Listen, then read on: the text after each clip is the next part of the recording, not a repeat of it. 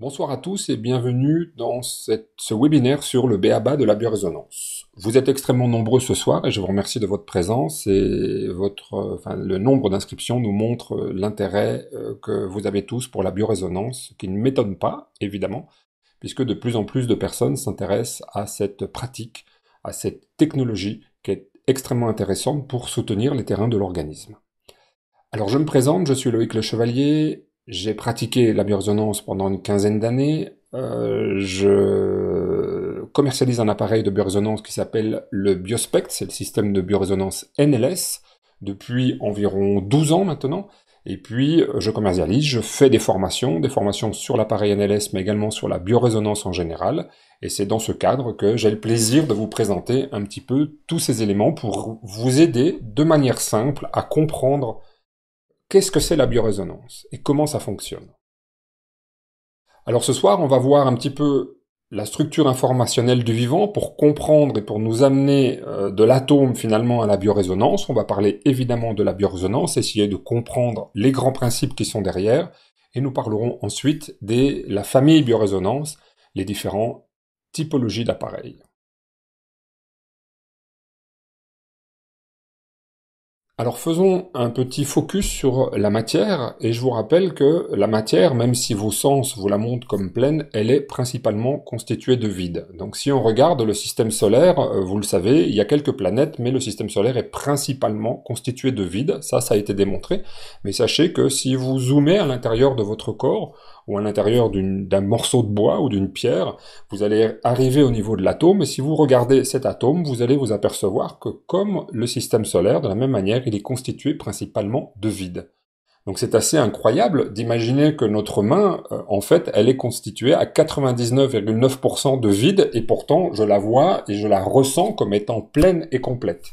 Donc ça, c'est un élément qui est assez incroyable, et finalement on pourrait dire que par rapport à la physique, nos sens nous manquent. Et nous, dans le cadre de la biorésonance, il est très important que quand on va regarder un élément vivant, un organisme, eh bien, on va déjà le voir comme étant principalement constitué de vide.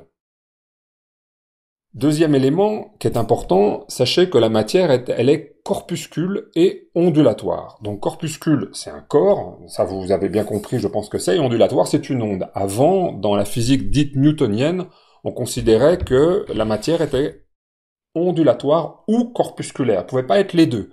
Or, la physique quantique a démontré que la matière a les deux états à la fois. Donc ça, c'est aussi quelque chose d'incroyable, parce que si le corps est aussi ondulatoire, si la matière est aussi ondulatoire, eh bien, évidemment, on peut faire quelque chose avec ces ondes et ces fréquences. Autre élément important, l'information, finalement, qui structure le vivant, enfin, c'est l'information, pardon, qui est l'élément structurant du vivant.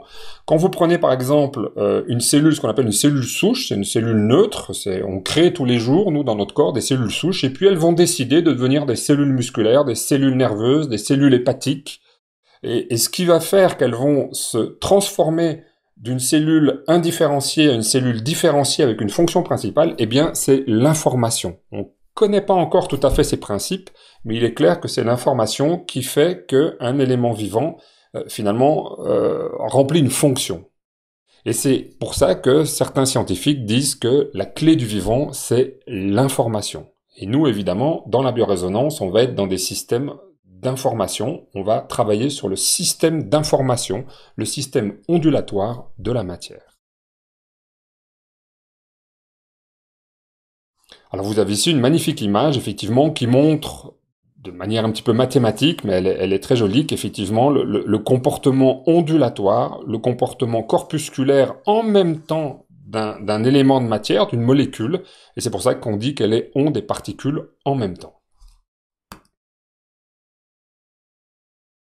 Et faisons maintenant aussi un petit focus sur finalement l'organisme, puisque on sait que notre corps est constitué de 100 000 milliards de cellules qui contiennent évidemment toutes de l'information. Donc si on prend par exemple le niveau de l'organisme, eh bien il est divisé en différents systèmes respiratoires, digestifs, nerveux. Si on prend par exemple le système digestif qu'on appelle le niveau systémique, vous avez à l'intérieur différents organes. Chaque organe évidemment peut être subdivisé en sous-parties qui sont les tissus. Chaque tissu va pouvoir être redivisé en cellules, et puis les cellules en molécules, etc. Et je vous rappelle que cet ensemble est constitué principalement à 99,9% de vide. C'est quand même quelque chose d'absolument incroyable. Voilà. Donc ça nous intéresse parce que, comme vous allez pouvoir le voir, eh bien c'est ce qui va nous intéresser, c'est d'essayer de comprendre ce qui se passe un petit peu au niveau cellulaire par rapport à la biorésonance. Alors je vous invite à travers une petite vidéo à regarder ce qui se passe à l'intérieur d'une cellule, parce qu'en fait une cellule c'est un petit univers où il y a tout un ensemble de vie, tout un ensemble de fonctions en permanence, et le vivant, ce qui va caractériser le vivant, c'est ça. Voilà.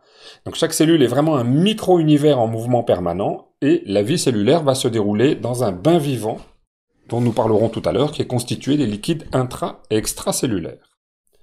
Voilà, je vous souhaite un bon voyage. Constitué de cellules, il reste difficile d'imaginer, de visualiser la complexité du fonctionnement d'une seule cellule. Imaginez. La membrane de la cellule est comme une fine peau de molécules de graisse. Des protéines dressées comme des mains captent, filtrent et pompent minéraux, sucres et autres nourritures. D'autres protéines réceptionnent des messages sous forme d'hormones et de macromolécules. Ces récepteurs transmettent le signal à l'intérieur de la cellule.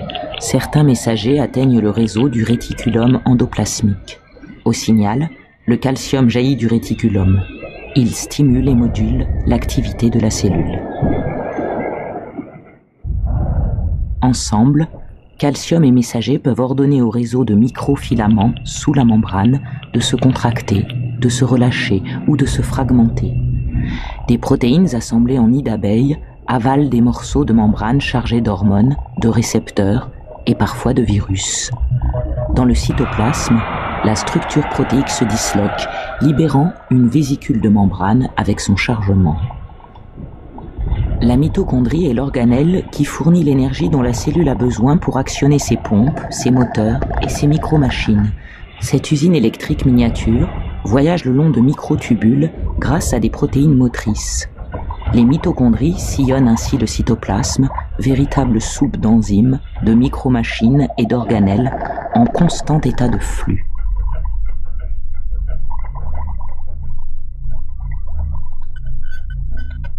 Des hormones s'enfoncent dans le cytoplasme et se faufilent entre les tubes de réticulum endoplasmique, lieu de synthèse des protéines. Des microtubules en grand nombre annoncent la présence du centrosome.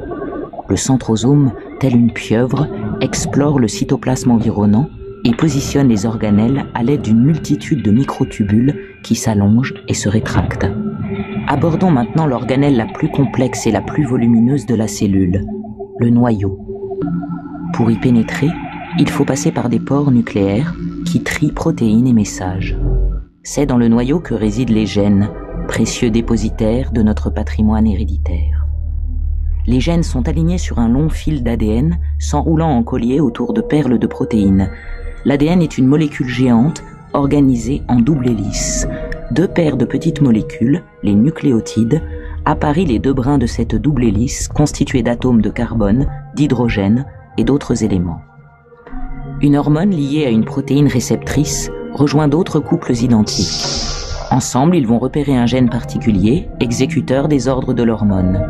Une armada de protéines s'assemble et forme une micromachine capable de lire et de transcrire le gène choisi sous une forme nouvelle, l'ARN. La copie terminée, l'ARN messager se détache de son support d'ADN. L'ARN, chargé d'informations, sort du noyau à travers un pore nucléaire.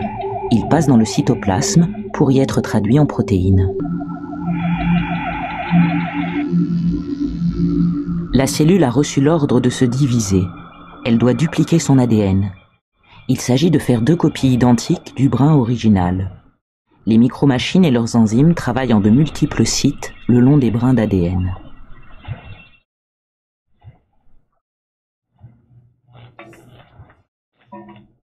Les brins doivent ensuite se condenser pour être répartis équitablement lors de la division. Des protéines de structure et des enzymes orchestrent les phases de condensation, de repliement et d'enroulement du brin d'ADN et de sa cohorte de protéines. Ils vont former les chromosomes, dont la taille se mesure en microns. Une multitude de microtubules fusent des centrosomes qui, comme les chromosomes, se sont dupliqués. C'est la mitose, l'événement le plus spectaculaire dans la vie de la cellule.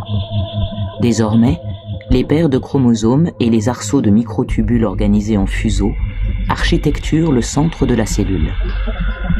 Dans un premier temps, les paires de chromosomes glissent le long des microtubules. Puis les microtubules capturent les chromosomes en leur centre, au niveau d'une structure en forme de disque, le kinétochore.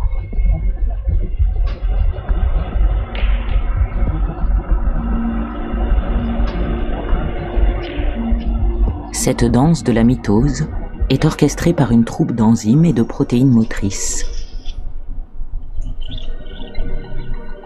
Les paires de chromosomes s'alignent à égale distance des deux pôles. Soudain, les microtubules séparent les chromosomes en deux lots égaux et ramènent chaque lot vers chaque pôle du fuseau. La mitose s'accomplit. Elle sépare deux jeux de chromosomes et de centrosomes identiques.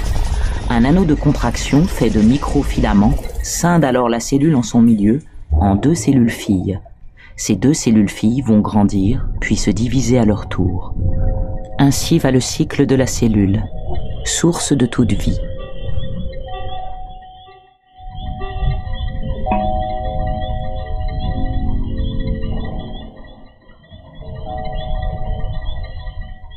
Eh bien, j'espère que le voyage vous a convenu et il faut que vous imaginiez qu'à l'intérieur de votre corps, nuit et jour, eh bien, vous avez toutes ces fonctions qui sont à l'œuvre. Et lorsqu'elles s'arrêtent, eh bien, en fait, il n'y a plus de vie.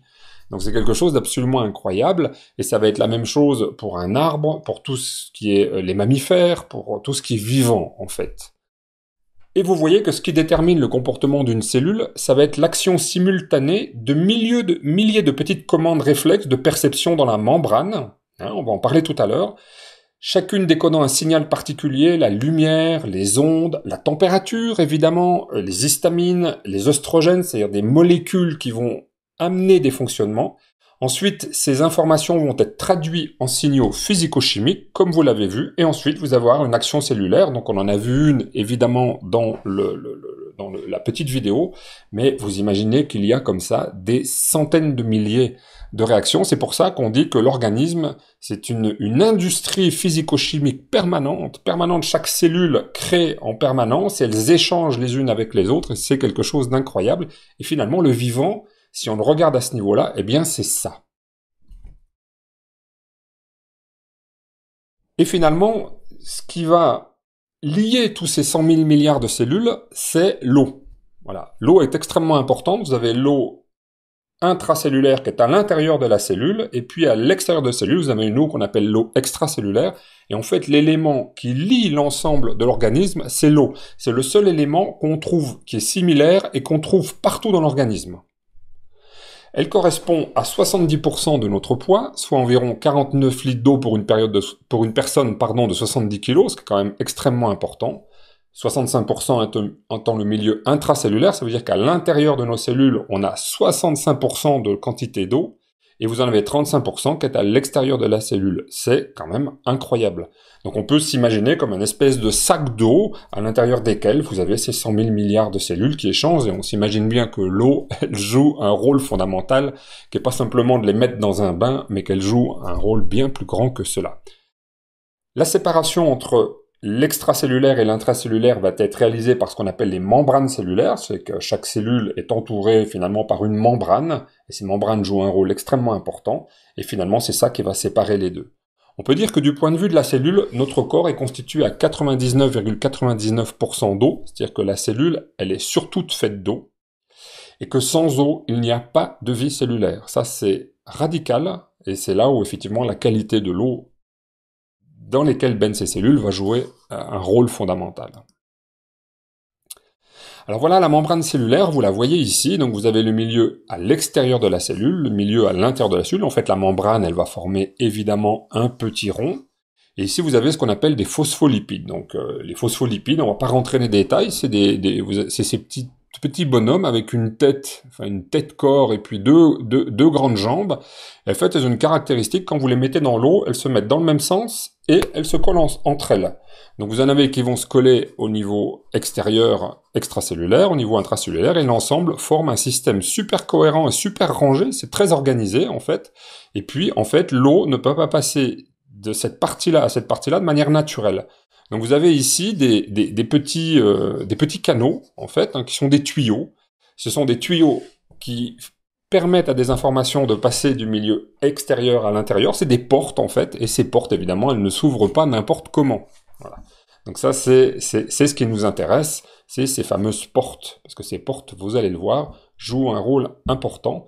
C'est comme la porte de votre maison, vous la laissez pas ouverte, et en général, quand quelqu'un vient, vous lui demandez qui c'est, pourquoi elle vient. Une fois que vous avez déterminé que les raisons pour lesquelles elle veut rentrer dans votre maison, eh bien, c'est prévu et organisé, vous ouvrez la porte, ben, sachez qu'au niveau de la membrane cellulaire, c'est la même chose, sauf par exemple quand on a un virus qui, lui, eh bien, évidemment, est là pour forcer la porte, virus, une bactérie, et là, il y a donc un système de défense. On va pas rentrer dans tous ces détails, mais c'est pour que vous compreniez l'importance fondamentale de la membrane. La membrane, c'est la frontière. Et une frontière, elle doit être défendue, parce que si vous n'avez plus de frontière, vous n'avez plus de cellules, et si vous n'avez plus de cellules, c'est la mort. Et par rapport à cette membrane, vous avez un célèbre biologiste spécialiste d'épigénétique qui s'appelle Bruce Lipton, qui a comparé la membrane cellulaire à une puce de silicone utilisée dans les processeurs informatiques. Lui dit justement que ces molécules, ces phospholipides qui sont rangés de manière hyper structurée, présentent une conformation organisée, régulière et répétitive qui ressemble à un cristal liquide. Or, vous savez que le cristal, eh bien, c'est ce qui est utilisé pour les processeurs informatiques. Il dit donc que les molécules phospholipidiques de la membrane cellulaire présentent des analogies très grandes avec le comportement d'un processus informatique. Et ça, c'est quelque chose d'incroyable. Voilà, vous revoyez une petite partie de cette membrane, et il faut imaginer que cet ensemble forme les caractéristiques d'un cristal. Or, si vous connaissez un cristal, vous savez qu'un cristal, sa caractéristique, c'est qu'il peut recevoir de l'information, diffuser de l'information, stocker de l'information.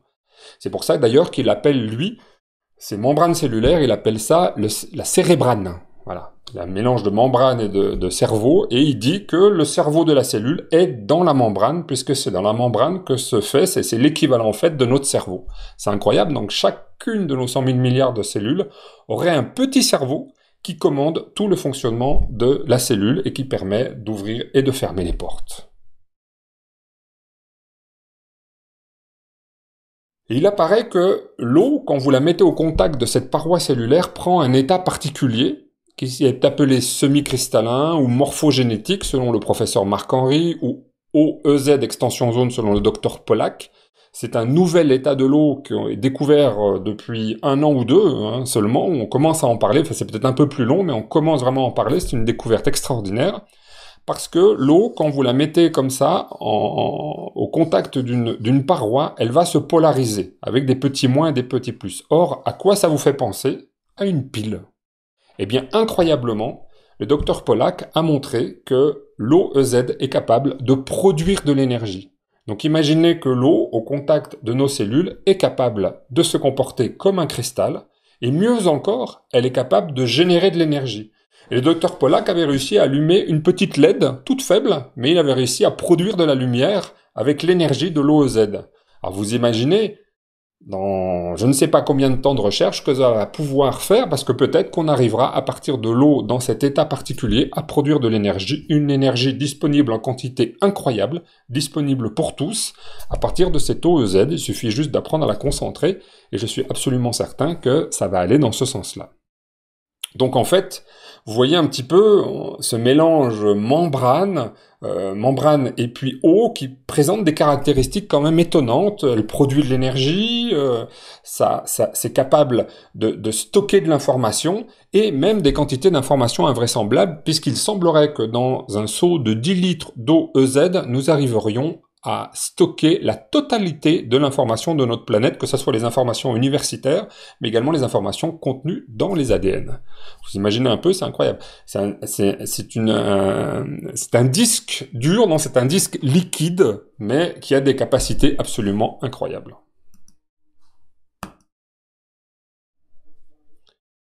Donc finalement, l'eau va être un vecteur fondamental d'information. Elle va jouer un rôle dans l'organisme. Sous sa forme semi-cristalline, EZ, elle va jouer un rôle fondamental dans le fonctionnement cellulaire et évidemment dans le fonctionnement de l'ADN. L'ADN sans eau, ça ne marche pas. C'est ce que je vous dis, justement, l'ADN ni l'ARN ne peuvent s'exprimer sans la présence de l'eau.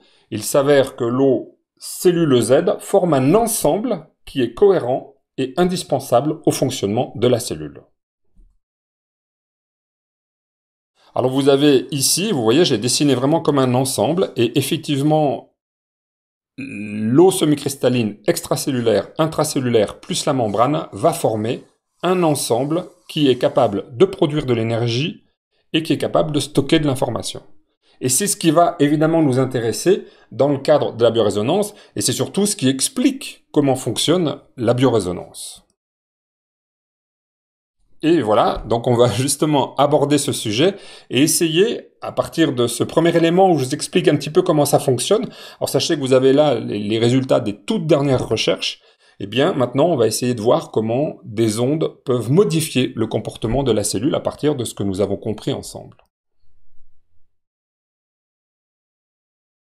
Alors les principes de la biorésonance. Chaque cellule est un mini-émetteur-récepteur de fréquences électromagnétiques. Ça a été démontré dans les années 30 ou 40 par différents scientifiques. Certains disaient c'est un petit peu comme une radio, elle émet. Alors à petite, il y a aussi Fritz Albert Popp qui a fait des découvertes dans ce domaine, qui montrait que chaque cellule était émettrice de lumière, de photons. Donc ça c'est quand même incroyable. Ça veut dire que là on a vu qu'elle pouvait produire de l'énergie, mais elle peut émettre aussi des ondes, des fréquences, des photons. Donc c'est quelque chose d'incroyable. Et on va dire, pour essayer de comprendre la biorésonance, que lorsque la cellule fonctionne correctement, elle est en harmonie vibratoire avec le groupe cellulaire auquel elle appartient. On prend une cellule, on l'a vu tout à l'heure, musculaire, par exemple de l'estomac, et bien lorsqu'elle fonctionne correctement, elle va être en harmonie avec le groupe cellulaire estomac. Et on va dire qu'elle est en cohérence de phase. Par contre, si la cellule ou un groupe de cellules va se mettre à dysfonctionner, on va dire qu'elle est en disharmonie vibratoire avec le groupe cellulaire auquel elle appartient, elle n'est évidemment plus en cohérence de phase. Alors je ne sais pas si vous êtes déjà rentré dans un magasin de musique, si vous tapez par exemple sur un instrument de musique, par exemple une batterie, vous apercevez qu'il y a plein d'instruments qui se mettent à vibrer. Et ça c'est vraiment le principe de la résonance. Vous avez une fréquence qui est émise, vous émettez un Do par exemple avec votre instrument, et tous les instruments qui sont accordés en Do vont se mettre à vibrer. Ça c'est la résonance. Eh bien c'est un peu la même chose qui va se passer au niveau des cellules. Alors les appareils de biorésonance, leur fonction, ça va être d'émettre des ondes électromagnétiques qui sont porteuses d'informations spécifiques avec pour objectif d'entrer en biorésonance avec les cellules formant un tissu ou un organe et de remettre les cellules en cohérence vibratoire avec l'organisme. Si on appliquait ça justement aux instruments de musique, imaginons que les instruments de musique c'est l'équivalent des cellules dans un ensemble musical, eh bien l'action de l'appareil de biorésonance va consister à réaccorder via des fréquences correctrices ces instruments désaccordés. Donc vous avez le chef d'orchestre qui est là, il entend que les trompettes ou une trompette est mal accordée, il va lui demander de monter d'un demi-ton ou d'un ton pour se remettre en cohérence vibratoire avec l'ensemble. Eh bien nous c'est la même chose, on va écouter l'organisme, on va se dire tiens il y a un instrument de musique, l'estomac qui est en incohérence, il vibre pas, en fait il n'est pas dans l'ensemble musical, et nous on va lui apporter une information, donc on va pas lui dire de se raccorder, quoi quelque part c'est la même chose qu'on fait, on lui apporte une information de façon à ce qu'il puisse se remettre en cohérence vibratoire avec l'ensemble. Donc ça c'est vraiment le grand principe de la biorésonance. C'est simple à comprendre parce que fondamentalement, eh bien c'est quelque chose qu'on vit en permanence. Parfois il peut vous arriver de rencontrer quelqu'un et instinctivement vous vous sentez pas à l'aise, eh bien ça veut dire que vous raisonnez pas avec, il faut pas trop réfléchir pourquoi, c'est comme ça. Et d'autres fois, on a vu le coup de foudre par exemple, c'est l'inverse justement, il y a une résonance qui se fait immédiatement, on s'entend tout de suite, on discute, on a l'impression d'être compris immédiatement, eh bien ça c'est la résonance, et vous voyez que fondamentalement, si on regarde, la biorésonance, on la vit tout le temps, on la vit en permanence. Sauf que nous, évidemment, on va l'appliquer pour un sujet particulier avec des appareils. Alors je vais vous montrer une deuxième vidéo qui va vous expliquer de manière assez simple comment on peut finalement passer d'un système d'incohérence vibratoire à un système de cohérence vibratoire avec ce petit exemple. Donc voilà, vous avez ici 5 métronomes qui vont être mis en mouvement de manière incohérente. Alors imaginez que chaque métronome soit un organe ou soit une sous-partie d'un organe. Et que malheureusement, finalement, les différents organes ne sont pas réglés en cohérence. Donc ils sont en incohérence. Et vous voyez effectivement qu'ils battent finalement pas à la même vibration, et là on entend spontanément que la musique qui était mise n'est pas cohérente. Et nous, notre rôle avec l'appareil de biorésonance, ça va être d'envoyer une fréquence pour que, en douceur, les différentes sous-parties d'un organe se mettent spontanément, ou tout au moins grâce à l'information qu'on a envoyée, en cohérence vibratoire, comme vous le voyez ici. Et puis d'un seul coup, là, spontanément, si on écoute,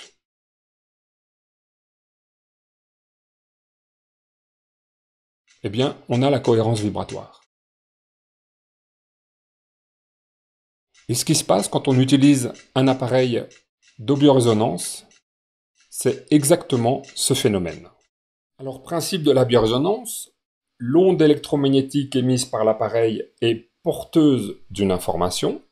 Elle va entrer en résonance, on appelle ça une syntonie, un petit peu comme ce que je vous expliquais tout à l'heure dans le magasin de musique avec l'ensemble eau, semi-cristal, récepteur cellulaire, membrane cellulaire, qui va modifier la forme de la protéine qui la traverse. Alors qu'est-ce que c'est ces protéines? Ces protéines, on appelle ça des clés ou c'est des porteuses d'informations. En fait, c'est la protéine, vous l'avez vu dans la vidéo, qui va déclencher un processus. Donc sa protéine, quand elle va traverser la membrane, elle va être informée, et elle va devenir une clé porteuse d'informations. Et ensuite, cette protéine clé, elle va pénétrer dans la cellule, elle va chercher sa serrure, elle va trouver la serrure, et à ce moment-là, vous allez avoir une réaction physiologique cellulaire comme celle que vous avez vue dans la petite vidéo. Alors, expliqué sous forme de dessin, vous avez notre ensemble, je vous l'ai montré tout à l'heure, eau semi-cristalline, membrane, eau semi-cristalline en état EZ, donc tout ça, ça forme un cristal semi-liquide, producteur d'énergie et récepteur d'informations. Vous envoyez avec votre appareil la fréquence, ça traverse l'organisme, ça va résonner avec certaines cellules, donc celles qui ont pour objectif d'être informées, donc dans ce cas-là, imaginons que ce sont nos cellules de l'estomac, dont on parle depuis tout à l'heure. Ensuite, vous avez la petite protéine qui va arriver et qui va traverser ici cet ensemble, et qui va être informée, elle va se transformer en clé. Et à ce moment-là, lorsqu'elle est dans le cytoplasme, c'est-à-dire dans le liquide intracellulaire, elle va évidemment aller chercher sa cible, elle va la trouver, et puis elle va porter l'information, et à ce moment-là, la cellule va modifier son comportement. Alors pour qu'elle puisse modifier son comportement, évidemment, il faut un ensemble d'autres éléments. C'est pas très compliqué à comprendre, mais ça permet effectivement de pouvoir corriger un terrain et de pouvoir ramener l'ensemble dans un système de cohérence. Cela montre que les comportements biologiques cellulaires peuvent être influencés par des ondes électromagnétiques, et ceci fournit également un fondement scientifique en faveur d'une approche informationnelle. L'ensemble membrane, OEZ, protéines constitue un mécanisme stimulus-réaction qui est très comparable au fonctionnement du système nerveux pour l'organisme. Le système nerveux, c'est ce qui commande, mais on a un petit peu la même chose au niveau de la cellule. Alors je rappelle qu'il s'agit bien d'une correction électromagnétique au niveau cellulaire qui vise à conserver la cohérence vibratoire de l'ensemble de l'organisme. C'est pour ça que nous parlons de correction de terrain. Il n'y a pas d'action thérapeutique sur les maladies, il n'y a pas de relation entre une incohérence vibratoire et un diagnostic médical, il n'y a pas de relation entre une réinformation et un traitement médical, c'est des choses très différentes. Et la biorésonance, en fait, elle va envoyer une information, mais fondamentalement, vous avez bien compris que c'est le corps qui fait le travail. Une fois que vous avez envoyé l'information, vous ne maîtrisez plus rien, et c'est l'organisme qui va se remettre en cohérence.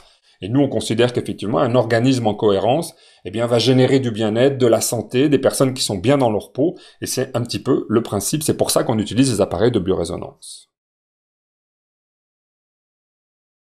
Donc finalement, le succès de la séance de biorésonance va s'expliquer par la qualité des fréquences qui va être envoyée par votre appareil. Ça, c'est un élément fondamental puisqu'il faut des fréquences de bonne qualité et porteuses des bonnes informations pour pouvoir raisonner avec le système cellulaire. Évidemment, la qualité de la formation pour vous permettre de sélectionner les bonnes fréquences, de les envoyer au bon moment. Ça sert à rien d'envoyer 10 000 fréquences, puisqu'en fait, il suffit d'envoyer la bonne. Voilà, c'est vraiment le principe de l'homéopathie uniciste. C'est pas en prenant 80 remèdes d'homéopathie que vous allez avoir un effet. Le problème, c'est d'avoir le bon, puisque l'homéopathie est également porteuse d'informations. Et évidemment, une bonne compréhension des bases du fonctionnement de la cellule, puisque si vous avez compris comment fonctionne cette cellule, vous savez aussi comment agir pour faire qu'elle réagisse de manière beaucoup plus puissante à vos inductions électromagnétiques. Par exemple, nous, chez Santé Vie, avec Biospect, on recommande aux praticiens l'usage d'une eau fortement chargée en électronique et en vitalité, pour avoir une eau EZ de bonne qualité et donc un système membrane eau semi-cristalline qui est puissant et qui réagit fortement à nos impulsions. Et par exemple, on recommande d'utiliser le plasma marin isotonique. C'est un exemple parmi tant d'autres, mais c'est pour vous expliquer que la bonne compréhension en fait du fonctionnement cellulaire au niveau électromagnétique nous permet aussi d'agir de manière externe avec des produits classiques, mais il faut trouver les bons. Alors voyons un petit peu maintenant la famille biorésonance, la famille des appareils biorésonance. En gros, vous avez deux grandes familles d'appareils de biorésonance. Vous avez ce que j'appelle les appareils de biorésonance classiques, où les mesures et les corrections vont se faire à travers des contacteurs cutanés. Vous en avez ici qui sont dessinés, donc en général ces contacteurs, on les met soit sur les mains, soit sur les pieds, soit sur le front, soit sur les trois. Voilà. Et c'est vraiment le passage d'un fin courant, vous avez ici la main droite, la main gauche par exemple, vous allez faire passer un courant de la partie droite à la partie gauche, et c'est les modifications du passage du courant qui vont permettre de faire les mesures, et qui vont permettre de comprendre ce qui se passe, et éventuellement d'envoyer des mesures correctrices. Voilà. Donc le souci qu'on pourrait avoir avec ce type d'appareil, parce que j'en ai eu moi pendant quelques années, c'est que le taux d'humidité de la main, par exemple, va faire modifier le passage du courant de manière très infime, mais peut faire modifier les résultats. Donc ça, c'est un élément qui est important. C'est une biorésonance qui a été conçue dans les années 30-50 et dans les appareils très connus. Les appareils, évidemment, ont évolué. Vous avez Mora, Bicom, Rayonex, il y en a plein d'autres. Mais de toute façon, quand c'est un appareil avec des contacteurs cutanés, c'est des appareils de biorésonance classiques issus de ces technologies. Deuxième grande famille, les appareils de biorésonance NLS, non-linéaire système. Alors là, les mesures et les corrections se font à travers un casque interface. Et donc, c'est le cerveau qui va servir finalement de mesureur, en quelque sorte, ou d'interface de mesure. Et également, la mesure se fait à travers la lumière infrarouge. Donc ça, c'est une caractéristique, ce qui fait que le taux d'humidité de votre corps ou quoi que ce soit, ça va pas beaucoup influencer. Un autre avantage, c'est que quand vous mesurez à travers le cerveau, toute la partie psycho-émotionnelle va influencer les mesures. Et c'est extrêmement intéressant parce que ça permet de faire aussi tout un travail sur les émotions. Alors ça, c'est des technologies qui ont été développées en Russie dans les années 50-80, à partir d'ailleurs des anciens appareils de biorésonance, et puis qui ont été améliorés, et à la base, qui ont été développés pour permettre le suivi des cosmonautes dans l'espace. Voilà. Alors dans les appareils de référence, vous avez le Métatron, le Biospec, le Physioscan, après il y en a beaucoup d'autres, mais ça vous permet de comprendre un petit peu ces deux grandes familles. Alors moi, je vous présenterai dans un autre webinaire un petit peu les caractéristiques de la biorésonance NLS, puisque c'est ma spécialité, et effectivement, qu'est-ce qui la caractérise, comment ça fonctionne, etc. Alors si vous voulez savoir un peu plus de choses, moi je vous recommande de regarder ce film sur Luc Montagnier, prix Nobel. Il a fait des expériences sur la mémoire de l'eau. Alors il a été extrêmement critiqué par toutes les personnes qui ne sont plus curieuses et qui considèrent qu'ils savent les choses. Et malheureusement, dans la science, il y a beaucoup de sachants et il y a de moins en moins d'expérimentateurs. Et moi je pense qu'un scientifique doit être curieux et doit regarder les expériences des autres avec bienveillance et peut-être essayer de les reproduire, de les comprendre. Mais il faut reconnaître que c'est un domaine où la critique est plus facile. C'est vrai que ça va plus vite et c'est plus rapide de critiquer que d'essayer de comprendre. En tout cas, le pauvre Luc Montagnier s'est fait beaucoup critiquer, mais je pense qu'il n'en a cure et en tout cas, il a fait un travail absolument extraordinaire. Donc regardez cette magnifique vidéo qui montre une des applications, par exemple, de la biorésonance. Vous avez également cette vidéo sur le docteur Pollack avec l'OEZ. Alors c'est une conférence TED en anglais, hein, mais vous pouvez peut-être comprendre déjà avec les images. C'est assez incroyable parce que ça date de 2019 ou 2020. 2019, c'est extrêmement récent. C'est découverte sur l'eau avec le système d'extension zone, le 4e état de l'eau. Et c'est très intéressant parce que je pense que c'est prometteur dans l'avenir de nouvelles découvertes et même de révolutions. Et vous avez également les magnifiques conférences du professeur Marc-Henri qui sont sur YouTube. Vous tapez professeur Marc-Henri, eau morphogénique. Et puis, vous allez trouver tout plein de choses. C'est aussi très intéressant. Il y en a beaucoup d'autres. Mais déjà, avec ces trois-là, vous allez pouvoir en comprendre un peu plus. Voilà. Alors maintenant, je suis arrivé à la fin de cette présentation. Je vais garder un petit temps pour vos questions. Et je vais regarder un petit peu sur l'interface. Donc, je vous rappelle que vous pouvez poser les questions sur l'interface, qu'elles vont apparaître sur mon écran d'ordinateur et que je vais pouvoir y répondre.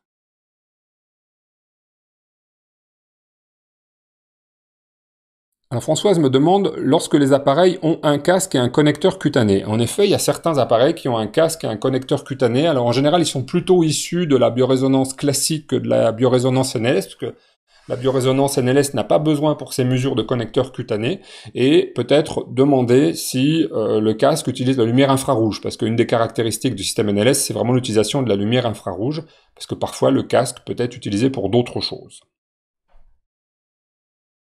Pierre me dit, j'ai un appareil de biorésonance depuis 10 ans, j'ai reçu de nombreuses formations et c'est la première fois que j'ai l'impression d'avoir une explication claire. Comment avez-vous fait ? Eh bien, écoutez, d'abord, Pierre, je vous remercie. Eh bien, écoutez, nous, on a une petite équipe. On a une équipe avec une naturopathe, on a un physicien, un biophysicien, un biologiste, un neurophysiologiste, un professeur en neurophysiologie. Et on est tous un peu passionnés par ces sujets. Et moi, je leur ai demandé d'intervenir. On essaye un peu de partager nos informations. Et ce que vous avez là, c'est une petite synthèse de toutes ces informations. Et c'est vrai qu'on commence à avoir une bonne compréhension du fonctionnement de la biorésonance.